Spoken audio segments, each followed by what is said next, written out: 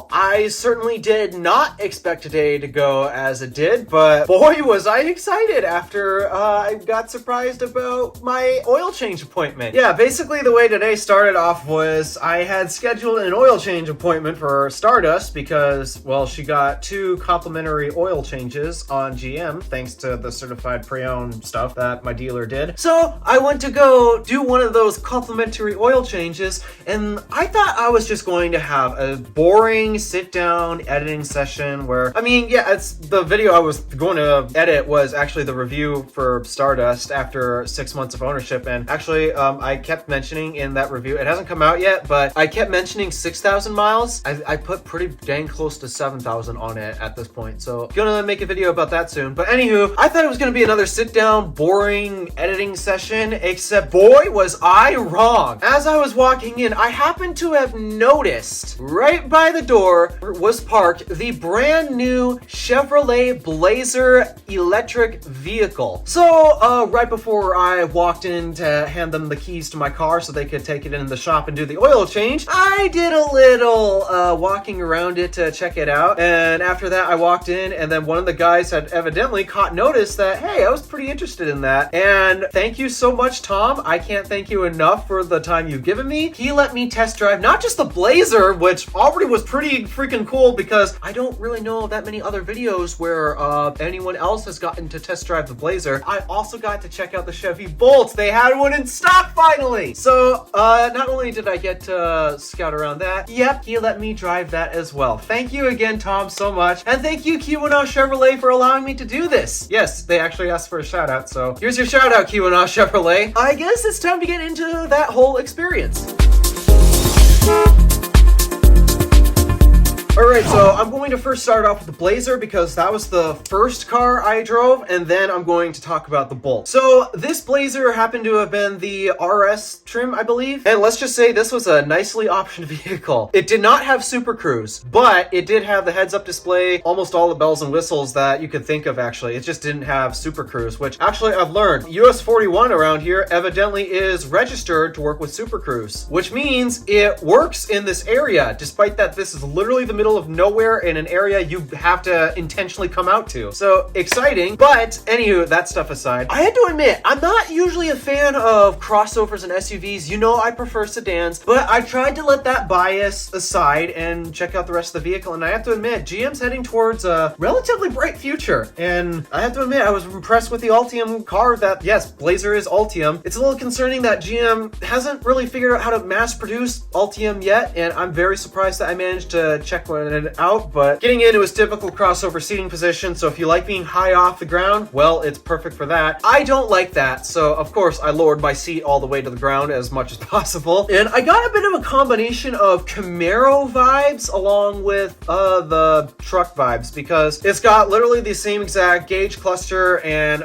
infotainment display layout, but at the bottom, the climate vents were Camaro themed. That's kind of what the Blazer was supposed to be. It's supposed to be an SUV-ified Camaro per se, except maybe with less performance. GM has too many crossovers and SUVs at this point, to the point where it's really hard for me to tell what vehicle is supposed to be placed where in the lineup, but I definitely got some Camaro vibes as just by looking at the vents. That pretty much did it. The seats were also extremely comfortable, no complaints there. Actually, that was the first vehicle I've ever been in that had a heads-up display, and now it really makes me wish that my car actually had it, because Stardust actually has the heads-up gauge cluster as an option, but it's not on my car, sadly. Backseat room is fine. The rear seats are actually heated, by the way, too. Cargo capacity is also okay. It's crossover SUV size for a standard is it mid-size or? Nah, I wouldn't say compact.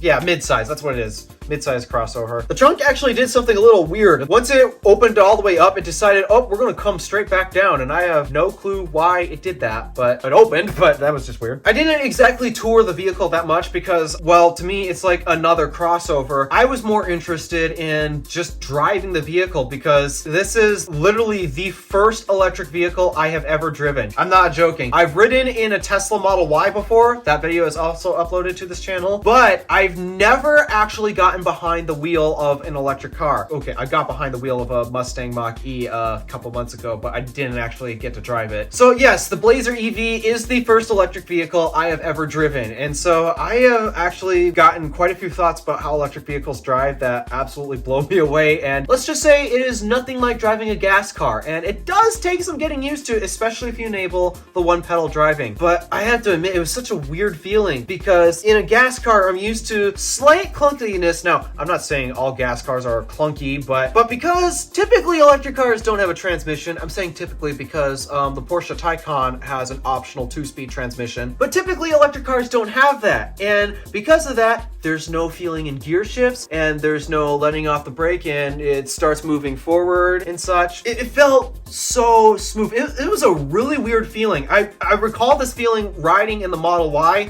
just how ridiculously smooth it felt, but driving it really puts it to a whole new level. I'm like, whoa, okay, this is way smoother, way more controlled than my gas car. And then also, luckily they were nice enough to let me do a 0 to 60 in the parking lot, and oh boy, let's just say I was making some high-pitched screams during that because I was not expecting the jolt of the electric car like that. I did that also in the Bolt as well, and actually I thought the Bolt felt faster even, probably because it's a smaller vehicle. But that Blazer definitely had some oomph. It went. It just, I got 0 to 60 in around 5 seconds probably, and I was welded to the floor. It felt so weird to me too because there's no gear shifts, there's no noises other than the noise that they turned on for demo purposes. Yeah, that's all I can think of just driving that car. It was so smooth, and that's the benefit of electric cars. They drive so smooth, there's no clunkiness. You don't feel the mechanical engine and transmission doing anything. It's literally just how fast do you want to go, put your foot down that hard, and it's so controlled. We unfortunately didn't figure out how to enable regen braking until actually at the end of the drive, so I didn't really get to experience it that much. I did use the paddle that the steering wheel had to control regen braking, and it worked, and I have to admit it was kind of cool not touching the brake pedal at all. Even to put the car in park, all I had to do was hold that paddle and just push park, and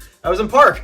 No need to put your foot on the brake. The overall experience of that was just so cool. And then also, by the time we got back, Stardust oil change had finished. So as I went to go get the keys, I asked them, hey, do you have a Bolt in stock as well? Which they happened to have had. So I also got to check out the Chevrolet Bolt. This was the EV, not the EUV. The EUV is like 2 inches longer just to accommodate more cargo space. It's very slightly bigger, but not by a lot. But I got to drive the EV, not the EUV. Weird branding, I know, right? And I have to admit, that car impressed me a lot to the point where if I had to have a 2-car garage, I mean, I've sold Red Fox at this point, really like to have the Bolt. And unfortunately, the Bolt would not do well for me on long distance road trips, which I am actually planning on taking this summer. I'm planning on going to North Carolina this summer, and I don't think I want to road trip that thing because the Bolt is what, peak charging rate of 50 kilowatts, 55, somewhere around there? Yeah, not fun to wait for that thing to charge up. But the occasional trip down to central Wisconsin is actually extremely easy to do in that thing because it'll do it on a full charge. Yeah, I just kept walking around the Bolt, and then the price thing of that thing had some options, so it was actually priced at around $30,000, but that's before the tax credit, which would have brought it down to about $23,000? Cheaper than what I paid for my car, of course! I still wouldn't have been able to buy it because of a couple complications. One, I wouldn't be able to charge it here because I'm not allowed to. Two, in order to charge it, I'd have to go to the public charge point station, which has had some iffy reliability as of late, so that's not good. That, and I'd also have to wait an hour doing almost nothing. I mean, in theory, I could go to church because literally the charge station is right next to the church I go to. The problem is I spend 2 hours at church because I play the organ and I need an hour to practice on it before church starts. So that means I'd end up clogging up a charger despite that I don't need to. And I don't want to be charged idle fees because, oh, I happen to not be able to unplug the car because I'm at church. So yeah, it's just not particularly convenient for me to charge. That, and the final issue is it's still CCS. They're both CCS vehicles. I open up the charge ports of each, and yeah, because it's still 2023, not 2024 yet, they're unfortunately limited to CCS charging. And luckily the charge point station has CCS. Okay, yeah, there's not a single NACS charging station in the area, so I guess that wouldn't wouldn't have mattered too much. At the end of the day, if I were to take it on road trips and anywhere else, I'm still relying on terrible public infrastructure, and I'd want access to the supercharger network, which means I'd want NACS, please. And yeah, neither of those vehicles had NACS. Yeah, there's a few complications that make me not want to buy it, and then also there's insurance too. Like, my insurance for my car at Stardust is around $800. Yeah, $800 every 6 months. That's expensive. I don't want to imagine what would happen if I had bought a Chevy Bolt for say. And actually, for the longest time, I have been debating buying a Chevy Bolt back when I was still in the market for a car. And the reason for that was because it was an electric car and it was cheap. Except I didn't want to deal with the charging infrastructure because I can't charge at home and public charging is terrible and it's CCS. That is still why I am saving up for a Tesla at the end of the day. But I was still very impressed with driving both of those vehicles. Just the feel of driving an electric car was so different. And actually in the Bolt, we managed to turn on actual one pedal driving. So I got to test that out. Let's just say it was really weird. As I was pulling into the parking lot, I was about to take my foot off the gas and put it on the brake like you do in your standard gas car, except the Bolt went, why we